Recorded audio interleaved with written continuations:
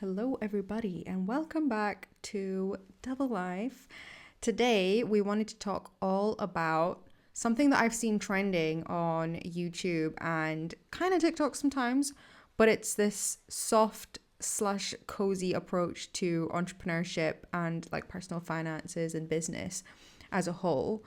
And I think it's trending because it's like another way to like add a vibe to something or like make something an aesthetic.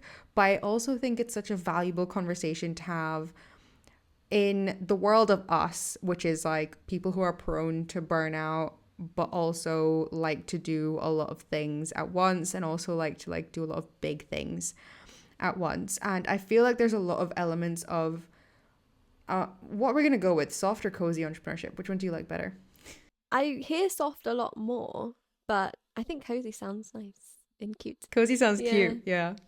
Cozy entrepreneurship, and how we can actually implement it in our lives. And I think we could implement it in our lives despite being an entrepreneur or not. Like I think you could still redefine like hustle culture within the realm of your 9 to 5 as well as if you actually had a business as well. It's just all about your approach to like work and productivity and going against the grain a little bit, because I think that's also a trend. Like as of the last few years, we're definitely finding a lot more people are like not trying to go for big bad numbers for the sake of like their health and relationships and stuff as well.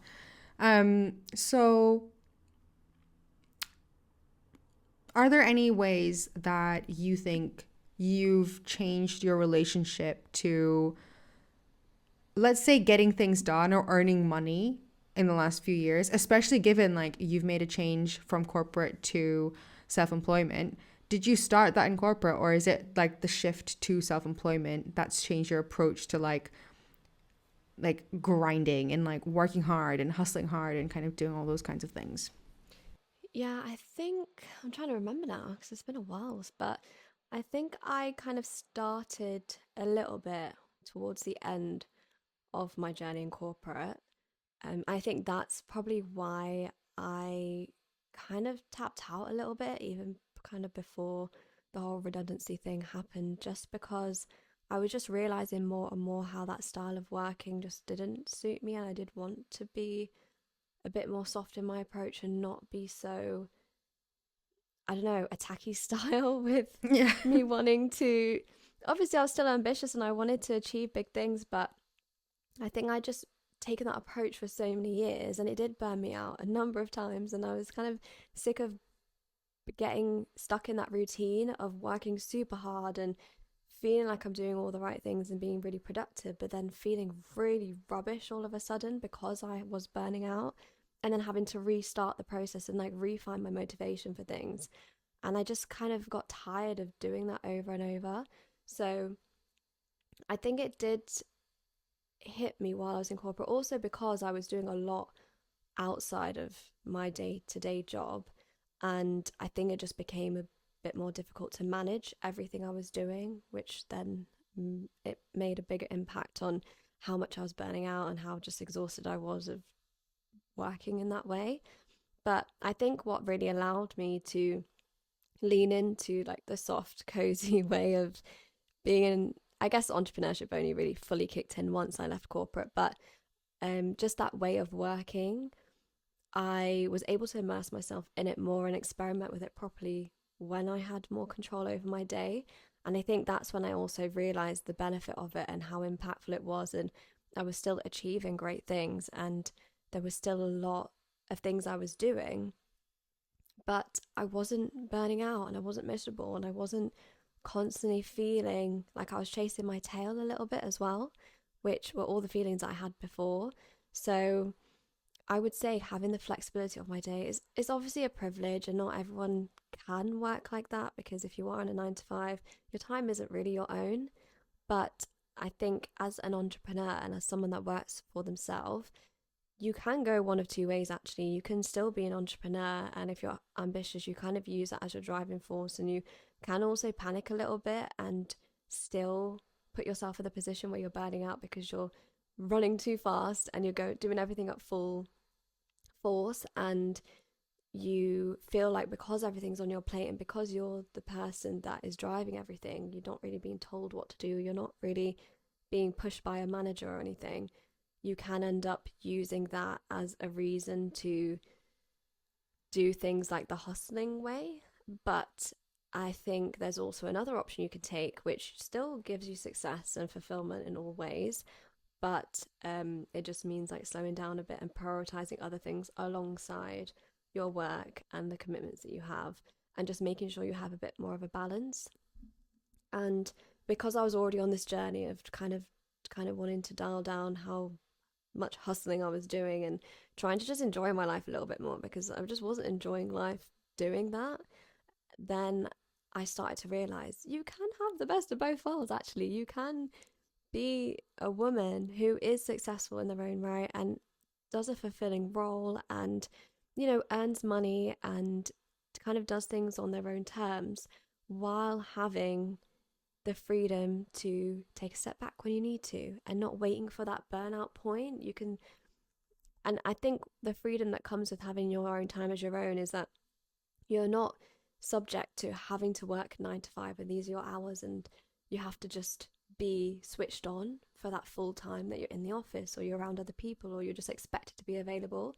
When you kind of claim back your time and you're working for yourself, you get to dictate what hours you work, when you work, how much you do during that time, any day of the week. And when you're able to do that, you're also able to listen to your body so much more, because there'll be weeks where you do way more, or there'll be weeks where you do tasks that are way more, I don't know, they put you in front of people a bit more, you have to be more social, you have to step out a bit more out of your comfort zone, more than other weeks where you could just stick to admin or doing the back end, or like still things that are important in your business and in to keep your kind of work functioning, but you you have more freedom to choose when to do those things and what's going to take up your energy.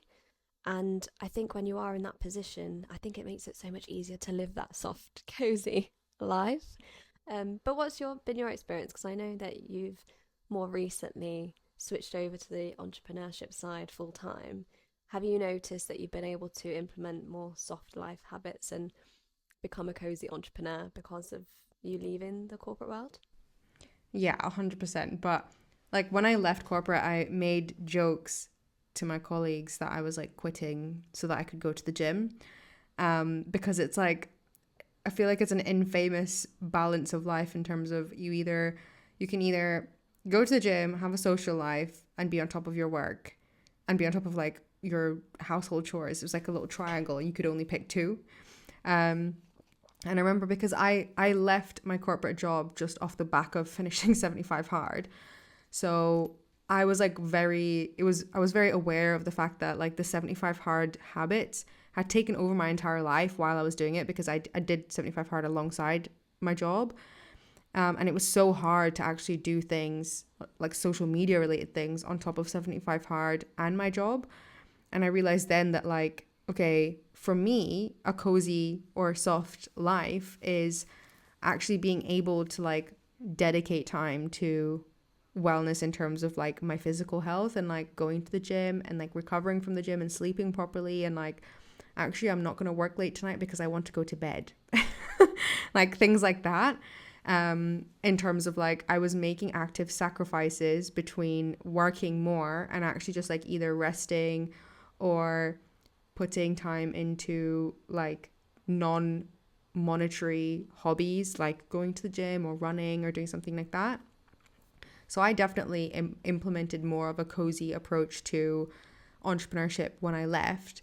And that was super intentional for me, because like part of the reason I also quit, like obviously not a huge part, but part of the reason I quit was because I couldn't prioritize all of these things I wanted while also doing my corporate job. And my whole ethos and like approach to earning money and like even being an entrepreneur is I want to do it without costing myself anything in terms of like my health and wellness. And I want to almost like prove that you can do it without giving up your health and wellness as well, because I feel like so many founders like really famously burn out because they have reached these like crazy milestones in their business and their life, like really like outward facing milestones. They become famous for certain things. They're applauded for like hitting certain numbers in their business, but then it comes out like later that, oh, they actually developed like a serious like illness off the back of them going for this big goal, or they actually ended up divorcing their partner, or like becoming like a really bad parent off the back of these things that they were celebrated for previously. And I just thought to myself, like, I actually, like, why would I want that? Like, why would I want a really big, cool goal, big business, loads of money, at the cost of these like things that people end up saying, oh, on their deathbed, I didn't care about all the money, I cared about my relationships. Like, it always comes back down to these like more human, like cozy elements to life that people say are like so important, yet we give them up for like short-term success. So a really big part of quitting for me has been like, I want cozy entrepreneurship to be the answer, and I do believe it can be the answer, but I also want to prove it in a certain like way as well. So for me, yeah, like I never thought of it as cozy entrepreneurship, but I definitely like that's how I define cozy entrepreneurship, in terms of like aiming for less, but actually while aiming for less, I'm putting more effort into like my relationships, my health, my wellness, my well-being at the same time, instead of like parking that at the cost of for the sake of like business progress or like financial progress and stuff as well.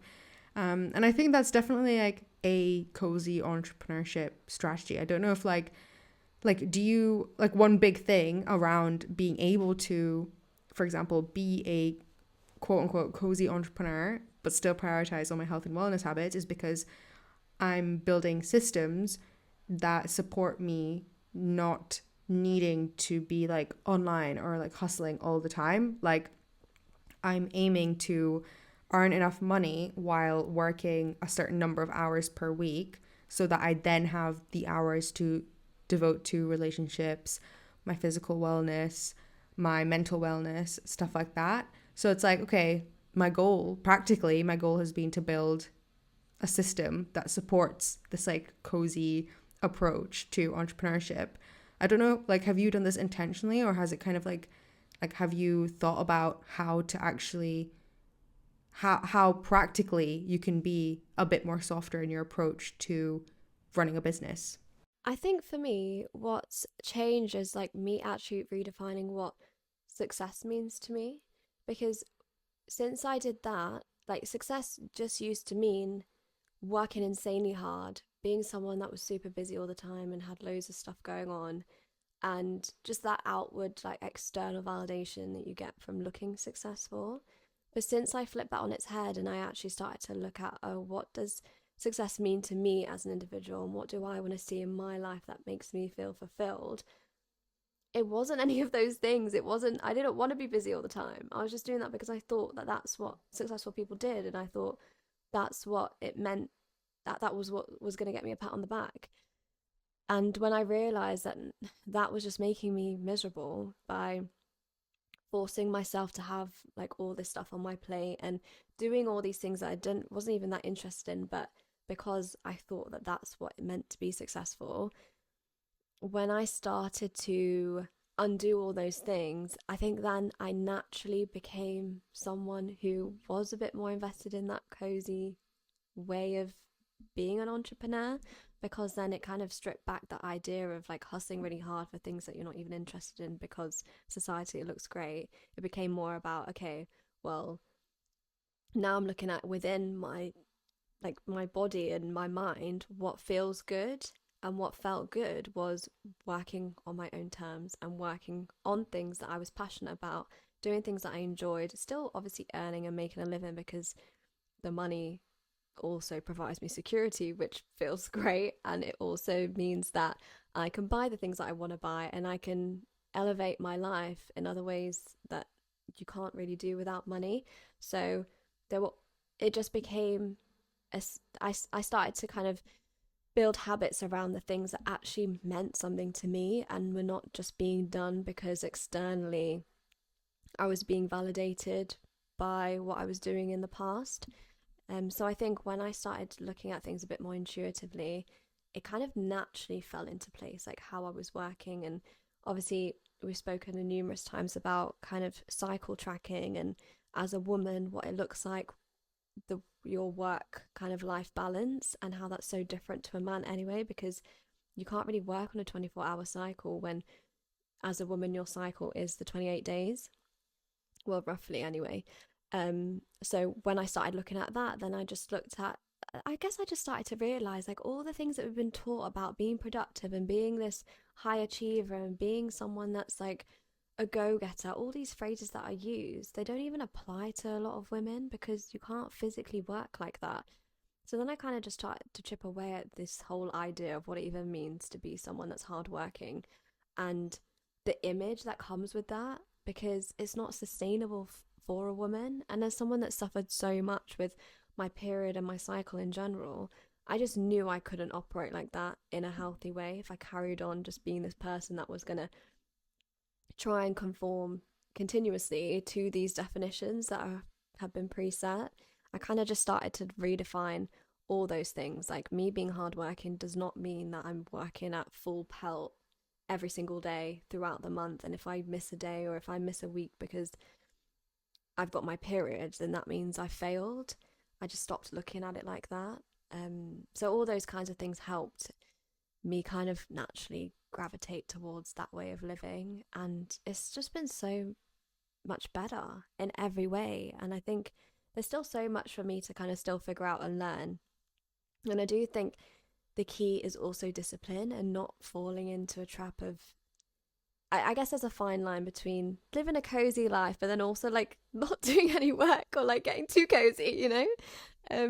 So I feel like you never want to end up in that trap where you're just too comfortable. And I think there is this line where you do have to do uncomfortable things in life to level up. So I don't want us to be using the word cozy and giving people the impression that that means like not ever getting outside of your comfort zone or not ever doing things in your life that makes you feel a little bit uncomfortable, but only because it's something new and something that you should be like kind of working towards. Because anything new and anything that you're learning is going to feel uncomfortable in the beginning. It's going to feel awkward. It's not going to feel very cozy, but that doesn't mean that you shouldn't be doing it. So I do also want to like distinguish the difference between the two. I think the cozy entrepreneurship is just more of kind of a lifestyle and a way of working that suits your mind and your body that I guess we're just not taught, because it kind of, we're told if we're not doing the most all hours of the day,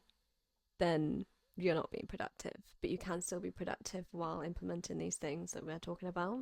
Yeah, I think it's a really important distinction, or even like thing you've highlighted there in terms of like cozy by definition is like comfortable.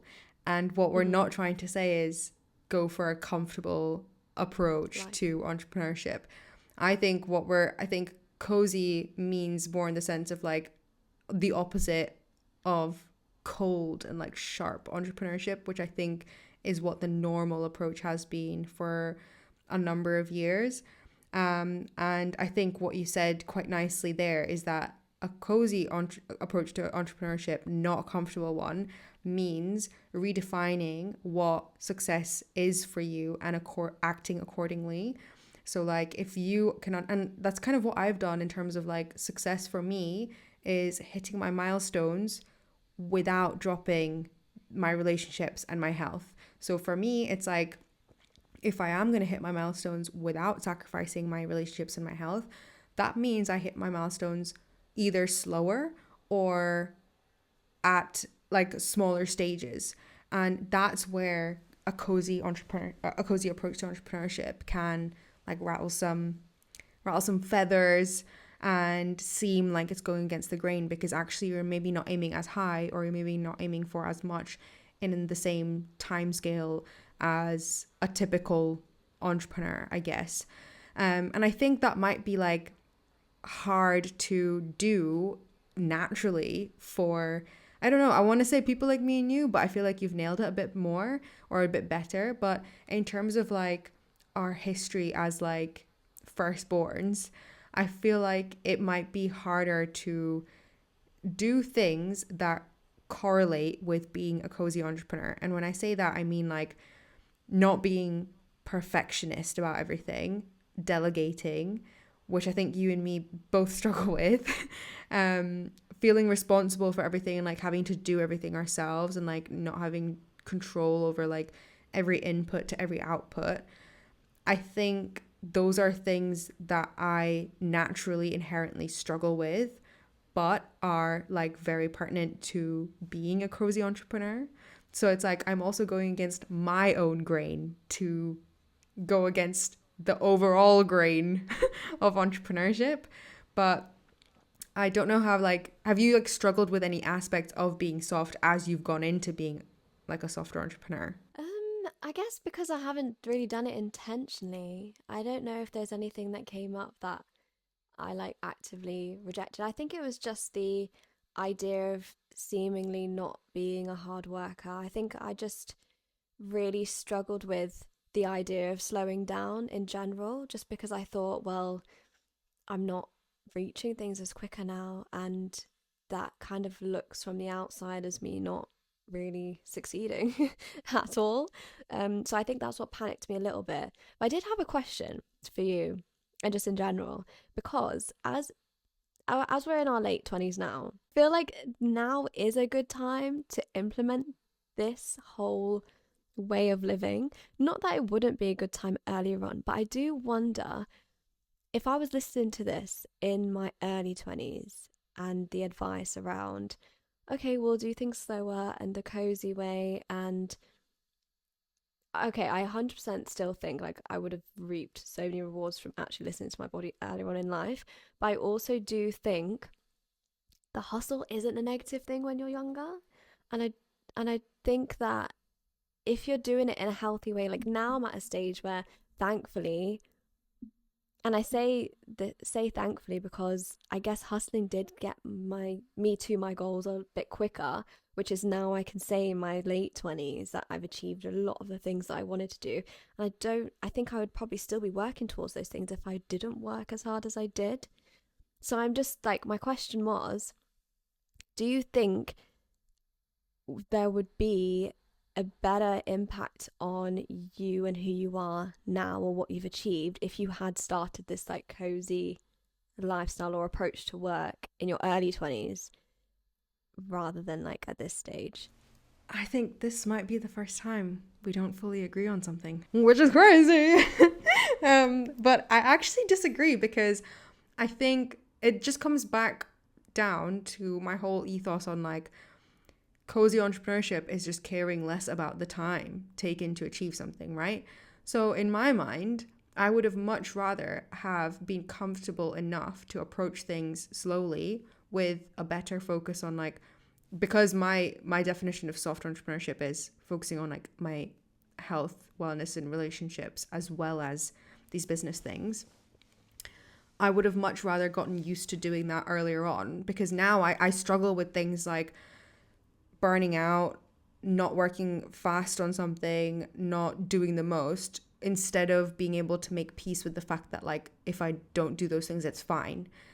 And I could have been at maybe a like better place with that mentally earlier on. Because for me, I don't care that like, oh, I'm 29 and an entrepreneur. I don't mind if I was slower with this process and started a cozy approach at 21 and then actually ended up quitting my job at 35. I I believe that I would be fine with that because at least maybe about 35 I have a much more healthy approach to everything. Whereas right now I'm 29, I've just quit and I'm like still building the comfort in my own brain to be okay with the slow approach and like prioritize the slow approach. So yeah, for me it just goes back down to like if I could have been better at this and it took me longer, I would have taken that. I'm like I don't mind that. I'm at this stage now, even though that also doesn't, I'm not taking away from at the stage I'm at now because that's the stage I'm at now. But what about you? No, that makes sense. So the reason I asked is because I was just thinking about how, like, when I moved out and bought my property, if I didn't work as hard as I did to get the money to save up to do that, I wouldn't have been able to do that until much later on, which would have I think had a negative impact on me, because I just... Oh, but that's so different though, because like But it only happened... you were moving out. Yeah, but I was only able to... This is what I mean. I was only able to do things like that because of how hard I worked. If I'd taken a laid back approach, it would have had a domino effect on those things. So that's why I was thinking, like, I don't know if I want to fully advise to not hustle in your like early stages, but I just wish I had more of an understanding of working with my body, and how I didn't have, like, it didn't mean I was failing or doing something wrong if I physically couldn't manage to do everything at the same capacity all month long.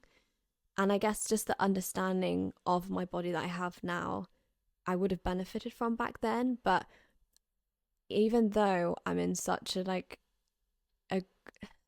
a great place now where I can live this life where I'm a cozy entrepreneur, I think I've only been able to do that because I put the groundwork in to begin with. Yeah, like yeah. I don't think I could have done it this earlier on. Like you said, if you were 35 and working a corporate job, you would still kind of be in that grind or that like environment longer, which would have kept you working to the normal schedule and not being able to really be a cozy entrepreneur until much later on.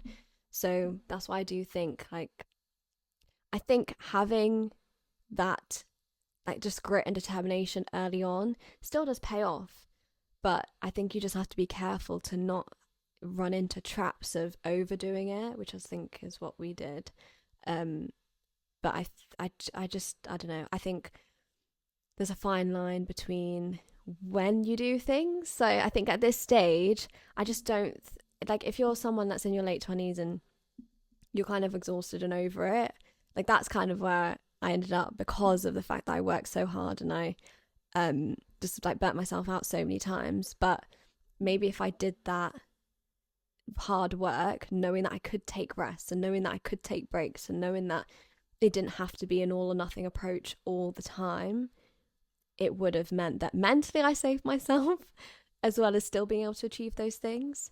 So that's kind of the distinction, or like that's just kind of what I was thinking in my head, is like, even though now this lifestyle benefits me so much, I don't think I could still apply these rules or like the life I live now, because I had to go through that to get here. Yeah, I think that's a really important like contextual point, because it's like, yeah, in your journey of doing anything, you'll have times where like you need to be like balls to the wall, working hard, like grinding out on something.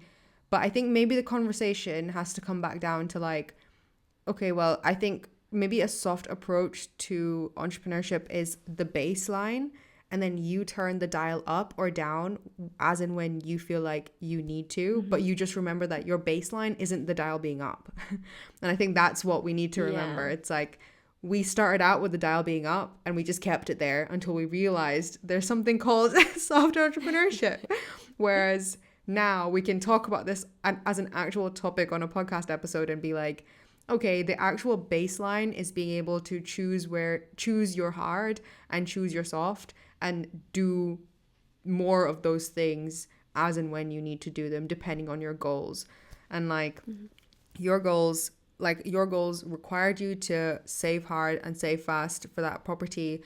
My goals required me to do anything I could to just be not in the same house as my family when I was 18. So I was just working to try and, move out of that situation. I had no idea what my approach to anything was at that time. But if I had known that like this is temporary, it might have made the work like seem more purposeful, and like it had like a payoff. There was like light at the end of the tunnel, rather than like developing these toxic approaches to work and money that I think we're now working out of, but successfully. So I think it's okay. But I think, yeah, you've made such a good point in terms of like, cozy is the baseline, and then we need to remember the dials as we approach specific points in our life, which is a nice way to end the episode there. Remember your baseline and the dials.